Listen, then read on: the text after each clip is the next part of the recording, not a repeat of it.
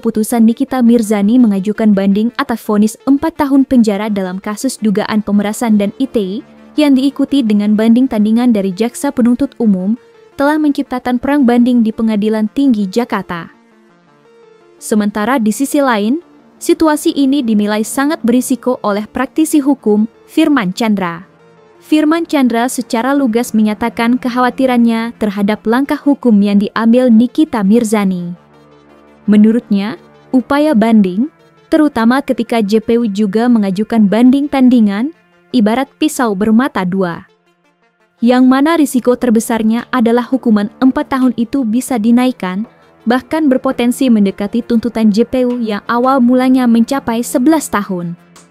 Firman Chandra menambahkan bahwa tingkat banding adalah panggung bagi kedua belah pihak untuk adu strategi dan perang pembuktian yang baru. Ia mengingatkan tim hukum Nikita untuk sangat berhati-hati dalam menyusun memori banding, sebab kesalahan strategi justru bisa menjadi bumerang yang membuat hukuman kliennya diperberat. Berikut 5 drama banding Nikita Mirzani versus JPU versi Cumi Top 5.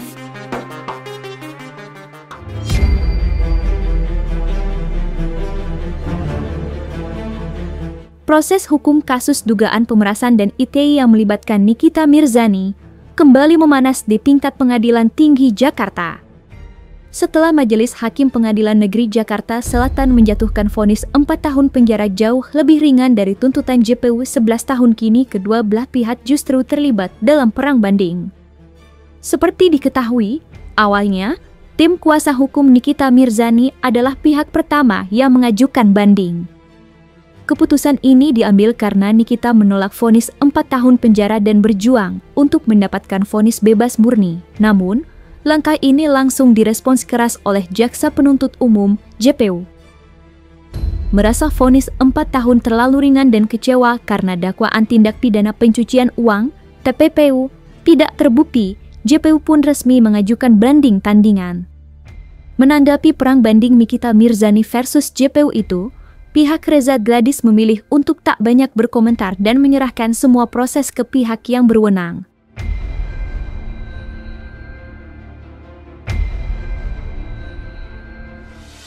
Ya, jadi gini ya, memang hari ini kami tim penasihat hukum dari Nikita dan Mail ya, itu sudah mengajukan atau menyerahkan memori banding. Ya, memori banding itu adalah bentuk keberatan atau argumentasi hukum yang pada prinsipnya adalah berkenaan dengan tidak setujunya ya kami selaku tim penasihat hukum itu terhadap putusan, khususnya berkenaan dengan pertimbangan-pertimbangan hakim yang ada dalam putusan itu. Nah, lalu kemudian dalam pendaftaran tadi itu kami juga belum melihat kan jaksa banding juga ya, banding dalam perkara ini. Di perkaranya Nikita jaksa banding, di perkaranya Mail juga banding. Namun jaksa penuntut umum juga tidak puas dengan putusan tersebut. JPU menginginkan adalah sesuai dengan tuntutan yang sudah dibacakan di pengadilan. Bila perlu di atas tuntutan ultra petitum, masih boleh. Karena ancaman hukumannya adalah 20 tahun, jadi masih boleh di atas 11 tahun dan denda 2 miliar. Adanya upaya hukum terdakwa Nikita Mirzani melakukan upaya banding, dari awal kan sudah saya katakan bahwa itu adalah hak hukum ya dari terdakwa Nikita Mirzani. Artinya terdakwa ini kan merasa bahwa berdasarkan putusan majelis hakim dengan nomor perkara 362 itu bagi dia belum berkemanfaatan, belum berkeadilan dan belum berkepastian hukum. Nah, terhadap itu ya setiap terdakwa ya dalam hal ini terdakwa Nikita Mirzani mempunyai hak untuk melakukan upaya hukum banding. Jadi soal itu kami tidak bisa memberikan komentar karena itulah merupakan hak hukum terdakwa, seperti itu.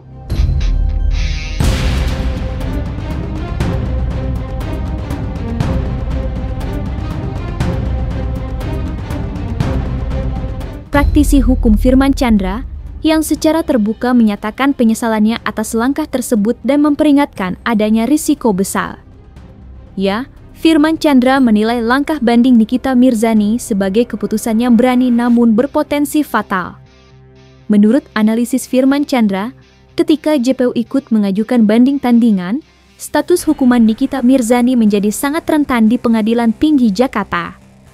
Firman Chandra menambahkan bahwa JPU akan menggunakan momen banding ini untuk mati-matian meyakinkan Hakim PT agar vonis dinaikkan, bahkan untuk menghidupkan kembali dakwaan tindak pidana pencucian uang yang sempat gugur. Itu adalah hak konstitusional dari terdakwa untuk melakukan itu. Begitu juga jaksa penuntut umum melakukan itu adalah hak konstitusional dari jaksa penuntut umum.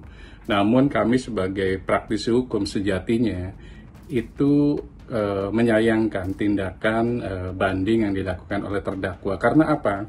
Karena putusan yang diputus oleh Majelis Hakim Pengadilan Negeri Jakarta Selatan itu sangat bijaksana. Jarang ada putusan di bawah tuntutan, setengahnya lagi. Semestinya harus dikunci, tidak melakukan upaya hukum banding. Tapi ini terlanjur menjadi bubur bahwa terdakwa melakukan upaya hukum banding dan juga jaksa penuntut umum melakukan upaya hukum banding. Sehingga mereka harus membuat dua karya ilmiah yang kita sebut memori banding.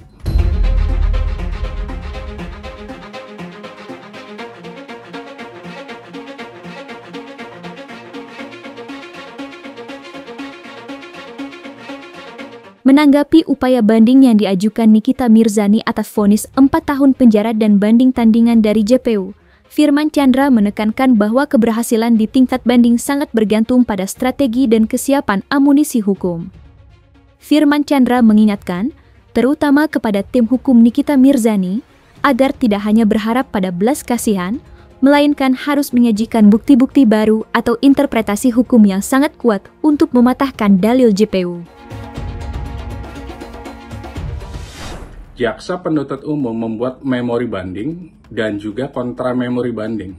Begitu juga terdakwa dan kuasa hukumnya membuat memori banding dan kontra memori banding dari putusan yang sudah dibacakan oleh majelis hakim tersebut. Kemudian melawan tuntutan dan dakwaan. Sehingga adu argumentasi ini betul-betul secara akademis. Yang harus dilakukan oleh kuasa hukum adalah bagaimana mematahkan argumentasi akademis yang sudah dibuat oleh jaksa penuntut umum dalam bentuk memori banding tersebut, gitu.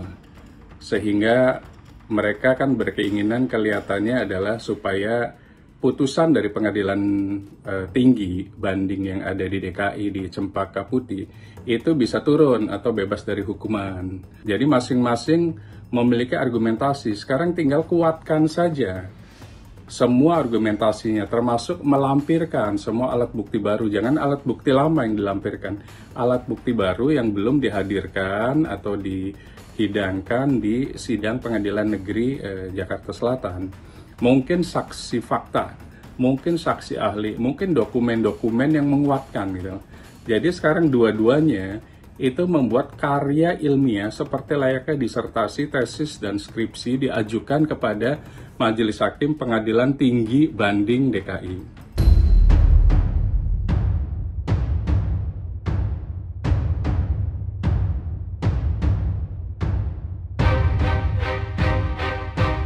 Kuasa hukum Nikita Mirzani telah membeberkan poin-poin utama banding yang mereka ajukan. Menurut penuturannya, poin utama yang dibawa ke Pengadilan Tinggi Jakarta adalah permintaan pembebasan murni dari seluruh dakwaan. Dalam memori banding itu, ya, ada beberapa poin yang mendapat sorotan serius dari kami, ya, tim penasihat hukum. Itu kurang lebih ada 8 poin. Nah, 8 poin itu yang kemudian menurut kami, ya, bahwa dalam pertimbangannya hakim itu telah keliru, ya, menilai fakta. Yang pertama menilai fakta, yang kedua adalah keliru dalam mengambil kesimpulan terkait dengan adanya suatu perbuatan gitu ya. Nah, lalu yang ketiga itu adalah berkenaan dengan kesalahan dari hakim tingkat pertama mengenai penerapan hukum. Nah, ini kan kontradiktif antara pertimbangan hukum sama putusannya, amarnya.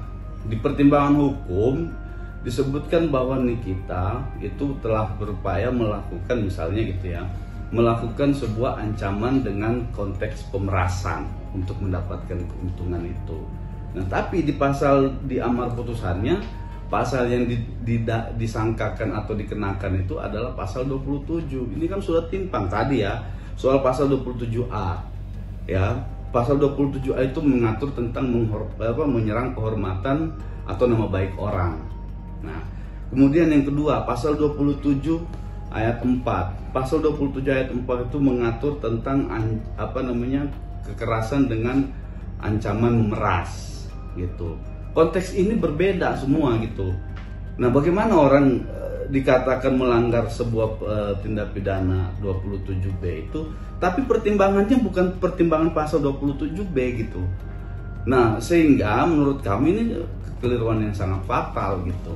Nah, maka oleh karena itu kami minta Pengadilan Tinggi untuk meng-cross check ya, lebih detail secara faktual, secara kontekstual dan secara hukumnya.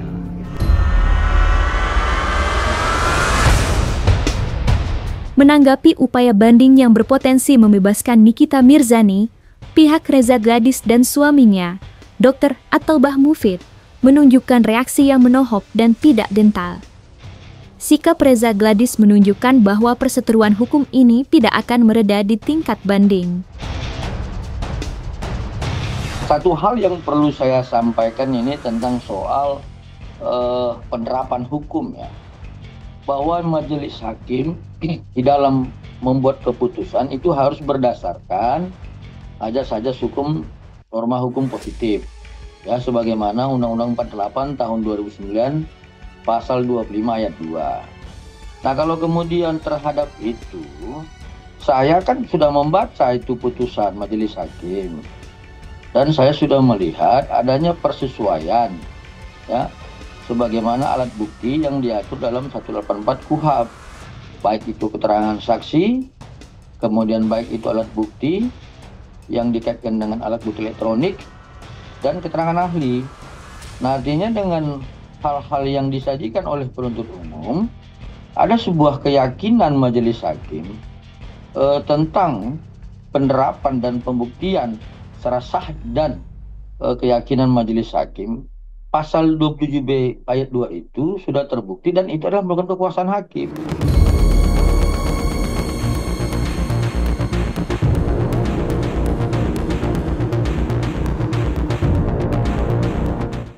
Setelah sempat menyatakan tidak akan mengajukan banding, asisten Nikita Mirzani, Ismail Marzuki alias Miel Syahputra, akhirnya memutuskan untuk ikut melawan vonis yang dijatuhkan kepadanya. Ya, beberapa hari setelah putusan, Ismail Marzuki dikabarkan berubah pikiran. Ia resmi mengajukan upaya hukum banding ke Pengadilan Tinggi Jakarta. Keputusan ini mengikuti jejak Nikita Mirzani yang sudah lebih dulu mengajukan banding atas vonis 4 tahun penjara. Ya kan memang Mail pada detik-detik terakhir itu ya, karena mendengar informasi dari jaksa banding ya, lalu kemudian dia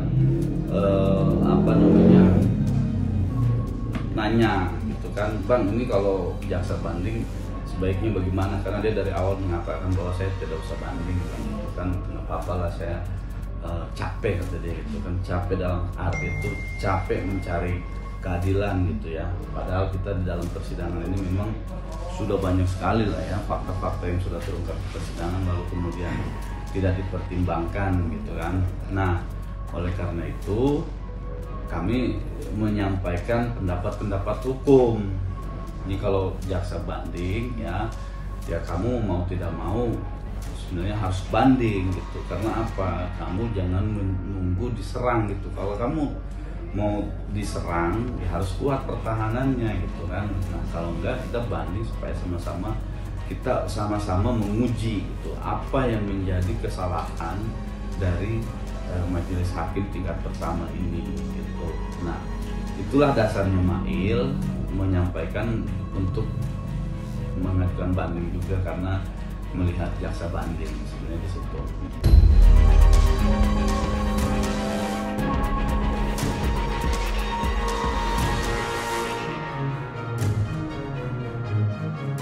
Dan jangan lupa untuk like, subscribe dan juga share channel YouTube Cumi Cumi.